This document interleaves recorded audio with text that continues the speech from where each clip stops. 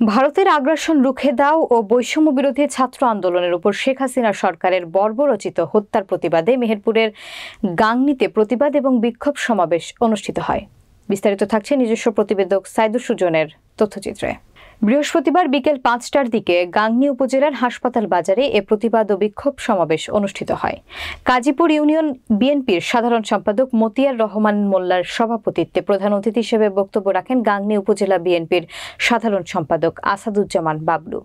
এ সময় বিশেষ অতিথি হিসেবে বক্তব্য রাখেন মেহেরপুর জেলা বিএনপির যুগ্ম সম্পাদক ও জেলা কৃষক দলের সভাপতি মাহবুবুর রহমান। বিক্ষোভ সমাবেশে বক্তারা বলেন, ছাত্র আন্দোলনের মধ্য দিয়ে শেখ হাসিনার সরকার পতন হয়।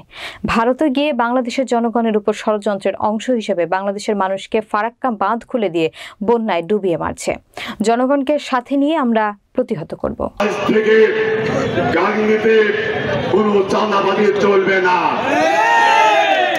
আজ থেকে গাংনীতে কোনো দখলবাজি চলবে না।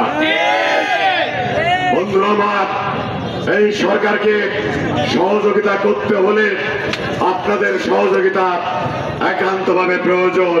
আগ্রাসনের বিরুদ্ধে প্রতিবাদ সমাবেশ। আগ্রাসন এই কারণে আমরা বলতে চাই, আপনারা জানেন ভারতীয় আগ্রাসনের কারণে আজকে পিলখানায় ৫৪ জন মেধাবী সেনা অফিসারকে হত্যা করা হয়েছে ভারতীয় আগ্রাসনের কারণে। আপনারা জানেন প্রতিনিয়ত বাংলাদেশ ইন্ডিয়ার যে তারকাটা বর্ডার, এই তারকাটা বর্ডারকে কেন্দ্র করে প্রতিদিন বাংলাদেশের মানুষকে পাখির মধ্যে গুলি করে হত্যা করা হয়েছে।